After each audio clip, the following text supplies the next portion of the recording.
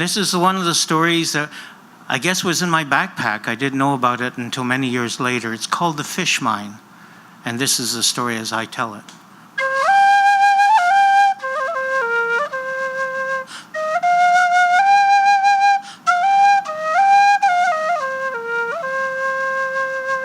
Back in the old days, when my uncle was a young lad, much younger than I was when I first heard this story, he said it was cold in them days, not much to do in the winter, but we loved ice fishing. We would go down to the lake with the axe and fishing gear and chop a hole, and then we would sit by that hole and wait for hours, freezing. It was lots of fun. Well, this was a particularly cold winter, and I went down. His name was Norman, by the way, as I am, and that's another story. And Raphael, my brother, he was the one who chopped the hole. I carried the gear. And so we went down. It was a nice cold day, clear. The sun was shining in the sky. We went down to the lake, and I handed him the axe and said, "Okay, Rafe, go after it." And he started chopping, chop, chop, chop, chop, chop, chop. And there is ice shards going through the air, flying through the air, shining like diamonds. I thought it'd be great if they were real diamonds. But it was hard times in the Depression. So he kept on chopping these shards of ice. Diamonds kept flying through the air. And he went down 1 foot, 2 feet, 3 feet. It was a cold winter. The ice was very thick. 4 feet, 5 feet.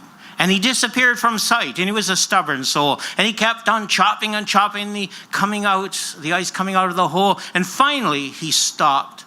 And he said, "Norman, I don't think we're going to get any fish today. The lake is frozen solid." And I looked over the edge, and there was Rafe standing on the bottom of the lake, of a hole 15 feet straight down. He says, "What do you mean we're not going to get any fish? You missed one on the way down." For you see, halfway down, there was a pair of fish lips sticking out of the ice.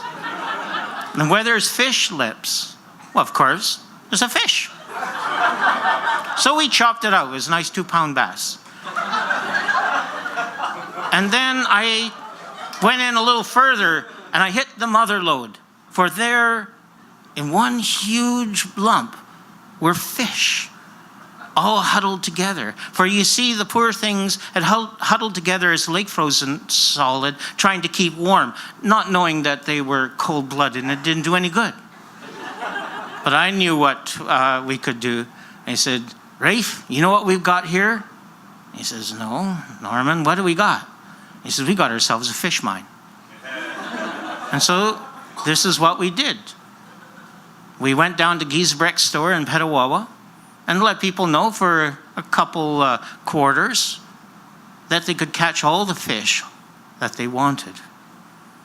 And so we took them down, handed them the hatchet, they handed over some money, and they chopped out all the fish that they wanted. There's a lot of fish in that lake. But when we were halfway through and we had a little bit of money, I said to Rafe, I think we should finish this because we don't want to take all the fish. We were conservationists in those days. And so he agreed with me, and we had some money.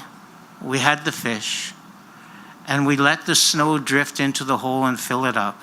And when spring came, the snow melted, the ice melted, and the fish frozen in the lake warmed up enough to go swimming away.